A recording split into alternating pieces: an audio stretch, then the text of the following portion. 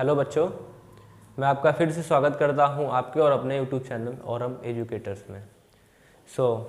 हम लोगों ने रसायन विज्ञान क्लास 10th का जो 4th चैप्टर था कार्बन एंड इट्स कंपाउंड यानी कि कार्बन एवं उनके यौगिक, वो कंप्लीट कर दिया था।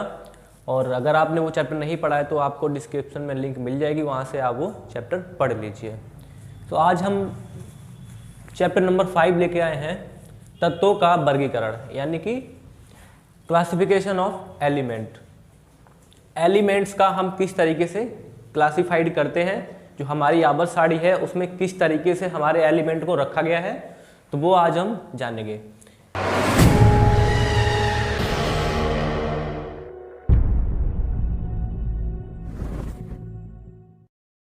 तो सबसे पहले इसमें जो फर्स्ट टॉपिक हमारा आता है, जो वेरी मोस्ट इंपॉर्टेंट है, तो ये टॉपिक जो है क्लास 10 के लिए बहुत ज़्यादा इंपॉर्टेंट है, एग्जाम में पूछा जाता है। तो ये है डोवे-राइनर का त्रिक सिद्धांत यानी कि डोवे-राइनर का त्रिक सिद्धांत यानी कि डोवे-राइनर्स ट्राइड, इसको इंग्लिश में बोलते हैं डोवे-राइनर ट्राइड। क्या था कि 1817 ईस्वी में जर्मन के रासायनिक जॉन डोवे-राइनर ने क्या बताया था, इन्होंने एक अपना रूल दिया था, बोल सकते हैं कि डोवे-राइनर का त्रिक सिद्धांत भी इसको हम बोल सकते हैं। तो इन्होंने बताया था कि तीन तत्वों का ऐसा सेट, यहां से हम स्टार्ट करते हैं, तीन तत्वों का ऐसा सेट यानी कि जो सेट होगा वो हमारा कितने एलिमेंट्स का होगा, कितने तत्वों का होगा, 3 तत्वों का। तीन तत्वों का ऐसा सेट जिनके गुणों में समानता हो, तो बीच वाले तत्व का परमाणु भार अन्य 2 तत्वों के परमाणु भार का औसत है। यानी कि इन्होंने हमें जैसे एलिमेंट या तत्व दे दिए ए बी सी, यानी इन्होंने कितने तत्व दिए, 3 एलिमेंट दिए। अब इन्होंने क्या बताया, तो बीच वाले तत्व का परमाणु भार अन्य 2 तत्वों के परमाणु भार का औसत होगा या एवरेज होगा। यानी कि जैसे कि यहाँ पे ये हो गया पहला वाला हमारा, ये हो गया दूसरा वाला, इसमें बीच वाला कौन सा है, ये वाला। यानी कि इसका और इसका जो परमाणु भार होगा उसको हम प्लस करके उसमें से अगर हम 2 का डिवाइड कर देंगे तो इस वाले का परमाणु भार जो है वो निकल के आ जाएगा। अब इससे एक चीज और पता लगा सकते हैं, क्या पता लगा सकते हैं, ये कि मतलब कि जैसे कि यहाँ पे ग्रुप फर्स्ट जो है वो hydrogen, lithium, sodium, potassium, rubidium, caesium, francium, इस तरीके से है। तो यहाँ पे हम इस तरीके से ये पता लगा सकते हैं कि जैसे कि हाइड्रोजन के बाद लिथियम आता है, लिथियम के बाद कौन सा एलिमेंट आएगा, हम इससे ये पता लगा सकते हैं। जैसे कि लिथियम के बाद सोडियम आएगा, तो जैसे कि लिथियम का होता है 7, इसका होता है 23, इसका होता है 39।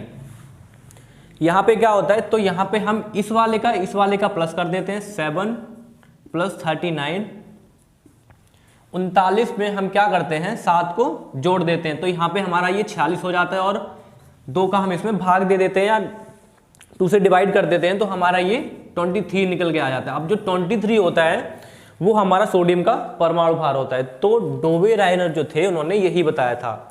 चलिए अब यहाँ पे एग्जाम्पल के साथ समझ लेते हैं। जैसे कि यहाँ पे 3 तत्वों के हमने क्या लिए, 3 सेट लिए, जैसा कि हमें यहाँ पे बताया गया 3 तत्वों के ऐसे सेट, ठीक है। तो हमने यहाँ पे 3 सेट ले लिए 3 एलिमेंट्स के। तो हमने क्या किया, लिथियम ले लिया, लिथियम का जो सिंबल होता है वो Li होता है और उसका जो परमाणु भार होता है वो 7 होता है। सोडियम का जो सिंबल होता है Na होता है, उसका परमाणु भार 23 होता है। पोटेशियम, इसका जो परमाणु भार होता है वो 39 होता है, इसका सिंबल K होता है। अब देखिए, अब इन्होंने ये बताया था कि ऐसे सेट जिनके गुणधर्म में समानता हो, तो बीच वाले तत्व का परमाणु भार अन्य 2 तत्वों के परमाणु भार का औसत होगा। यानी कि बीच वाले तत्व, इसमें बीच वाला तत्व कौन सा है, ये सबसे पहले वाला, ये सबसे लास्ट वाला, तो इसमें बीच वाला कौन सा है, सोडियम। तो इसका जो परमाणु भार होगा वो इन दोनों से निकल के आ जाएगा। जैसे कि यहाँ पे हमने क्या किया, 39 होता है पोटेशियम का, उसमें से प्लस कर दिया 7 किसका, लिथियम का, यानी कि इन दोनों का हमने प्लस कर दिया, उसमें 2 का हमने भाग दे दिया, तो हमारा यहाँ पे 23 निकल के आ गया। तो 23 किसका होता है? 23 होता है सोडियम का। तो अब इससे ये पता लगता है कि जो लिथियम के बाद जो एलिमेंट आएगा, लिथियम के बाद जो तत्व आएगा वो कौन सा तत्व होगा? सोडियम तत्व होगा, यानी कि यहाँ पे कोई भी तत्व मिसिंग नहीं है, इससे ये पता चलता है। दूसरा यहाँ पे सेट है जो हमारा, वो है क्लोरीन, ब्रोमीन, आयोडीन। इनको हम हाइड्रोजन भी बोलते हैं। तो क्लोरीन को हम Cl से रिप्रेजेंट करते हैं, जिसका जो परमाणु भार होता है वो 35.5 होता है, 35.5 होता है। ब्रोमीन का होता है 80 होता है या 80 होता है। आयोडीन का होता है 127 या 127 होता है। तो यहाँ पे हमें ब्रोमीन का निकालना है, क्योंकि बीच वाले एलिमेंट का निकालना है, हमें बीच में ही देखना है कोई एलिमेंट मिसिंग है या नहीं है। फिर हम क्या करेंगे, ब्रोमीन का जो हम परमाणु भार है वो निकालेंगे कैसे? देखिए 127 प्लस 35.5 को हम जब प्लस करेंगे और उसमें से हम 2 का भाग देंगे तो हमारा 81.25 निकल के आएगा, यानी कि हमारा कितना निकल के आएगा? 81.25। अब देखिए इसका जो ब्रोमीन का जो परमाणु भार होता है वो तो 80 होता है, यानी कि 80 होता है। अब यहाँ पे निकल के आया है 81.25। देखिए ऐसा नहीं है कि बिल्कुल एग्जैक्ट आएगा, लगभग में आ गया ना, तो लगभग में आएगा इसके। नेक्स्ट देख लीजिए, नेक्स्ट है हमारा जो तीसरा सेट है वो हमारा कैल्शियम है। देखिए कैल्शियम का जो चिन्ह होता है एक तरीके से, जिसको कैल्शियम से हम रिप्रेजेंट करते हैं कैल्शियम को, वो Ca होता है। इसका जो परमाणु भार होता है वो 40 होता है। स्टोंडियम इसका Sr होता है, इसका 88 होता है। बेरियम इसका जो होता है इसका 137 होता है। स्टोंडियम का परमाणु भार यानी कि बीच वाले का निकालना है, हमें बीच वाले का निकालना है, तो हमें क्या करना है, पहले वाले का और लास्ट वाले का प्लस कर देना है। तो यहाँ पे 137 प्लस 140 जब हम करेंगे और 2 का भाग देंगे तो 88.5 या 88.5 निकल के आएगा, 88.5 निकल के आएगा। तो यहाँ पे इसका 88 होता है, तो एग्जैक्ट तो नहीं है पर उसके लगभग में तो आ ही गया है। तो आप इसका स्क्रीनशॉट ले लीजिए। अब नेक्स्ट टॉपिक अभी हम देखेंगे। हमने इसका जो फर्स्ट टॉपिक था डोवे राइनर का त्रिक सिद्धांत वो देख लिया था। अब जो नेक्स्ट टॉपिक है ये भी क्लास 10th के लिए बहुत ज़्यादा इंपॉर्टेंट है, इस पर स्टार लगा लीजिए। ये जो टॉपिक है, टॉपिक का नेम है न्यूलैंड का अष्टक नियम। इसको हम बोलते हैं न्यूलैंड्स लॉ ऑफ ऑक्टेव। एक होता है जो हमने कार्बन एंड इट्स कंपाउंड में पढ़ा था, और अष्टक नियम वो होता है ऑक्टेट रूल, ये होता है ऑक्टेव रूल। ऑक्टेट का मतलब होता है वहाँ पे इलेक्ट्रॉन से मतलब होता है, यहाँ पे क्या है, यहाँ पे एलिमेंट्स से मतलब है। देखिए तो ये जो न्यूलैंड जो थे, ये एक साइंटिस्ट है, इन्होंने क्या बताया था 1865 ईस्वी में ब्रिटिश रसायनज्ञ जॉन न्यूलैंड जो थे, इन्होंने क्या बताया था, यदि तत्वों को उनके बढ़ते हुए परमाणु भार में रखा जाए, यानी कि जो तत्व है, एक चीज और समझ लीजिए, जब ये सारा प्रोसेस चल रहा था, यानी कि जब एलिमेंट्स को क्लासीफाई किया जा रहा था, वर्गीकृत किया जा रहा था, तो उस टाइम जो एटॉमिक मास जो था, एटॉमिक मास यानी कि जो परमाणु भार जो था, उस समय इसकी खोज हो चुकी थी। जब ये सारा प्रोसेस चल रहा था वर्गीकरण का, तो उस समय जो एटॉमिक मास था उसकी क्या हो चुकी थी, खोज हो चुकी थी। तो इन्होंने क्या बताया था, यदि तत्वों को उनके बढ़ते हुए परमाणु भार के क्रम में रखा जाए, तो उनका जो परमाणु भार है वो कैसा हो, बढ़ते क्रम में हो, बढ़ते क्रम में। तो क्या होगा, हर एक आठवां तत्व पहले तत्व में समानता रखता है, यानी कि हर एक जो आठवां वाला तत्व होगा वो पहले वाले तत्व से क्या रखेगा, समानता रखेगा या इक्वलिटी रखेगा।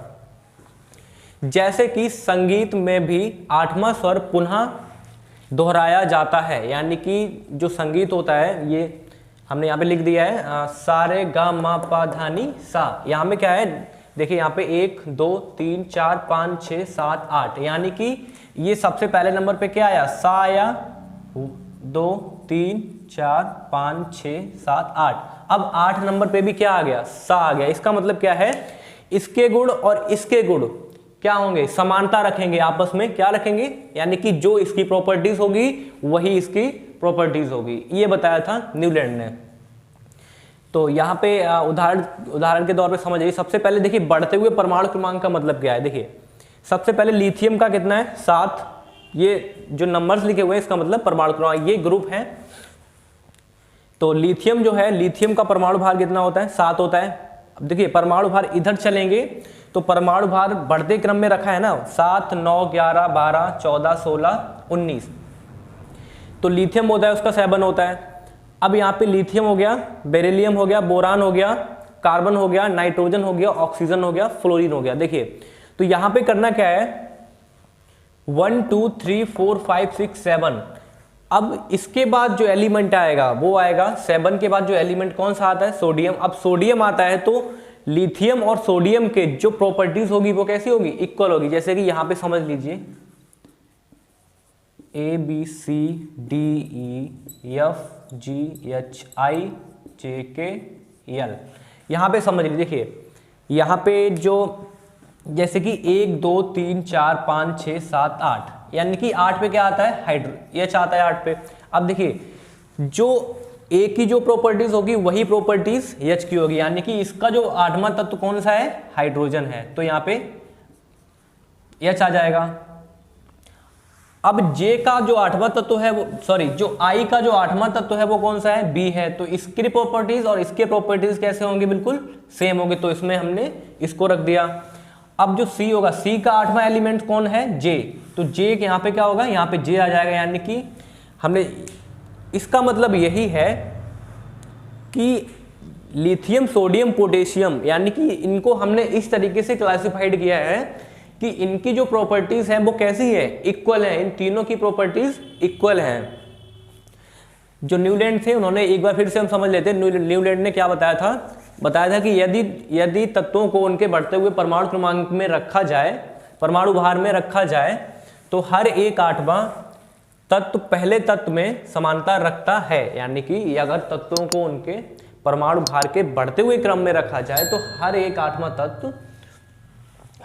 8वां तत्व उनके पहले वाले तत्व से क्या रखता है, समानता रखता है। ठीक है, यानी कि तो यहाँ पे हमने संगीत का जो सुर होता है उसके हिसाब से भी समझ लिया है, उदाहरण से भी समझ लिया है। तो यहाँ पे हम जैसे देख लेते हैं, जैसे कि यहाँ पे सोडियम हो गया, मैग्नीशियम हो गया, एल्यूमिनियम हो गया, सिलिकॉन हो गया, और फास्फोरस हो गया, सल्फर हो गया, क्लोरीन हो गया। अब क्लोरीन के बाद जो एलिमेंट्स आएगा वो पोटेशियम हो गया। अब पोटेशियम यानी कि इसका जो 1 2 3 4 5 6 7 जो 8वां जो तत्व आएगा वो कौन सा होगा, वो होगा पोटेशियम। ठीक है, जो 8वां तत्व होगा वो पहले वाले तत्व से क्या रखेगा, समानता रखेगा। तो चलिए मिलते हैं हम अपने इसके नेक्स्ट वीडियो में। आप इसका स्क्रीनशॉट ले लीजिए और अपनी कॉपी पे नोट कर लीजिए।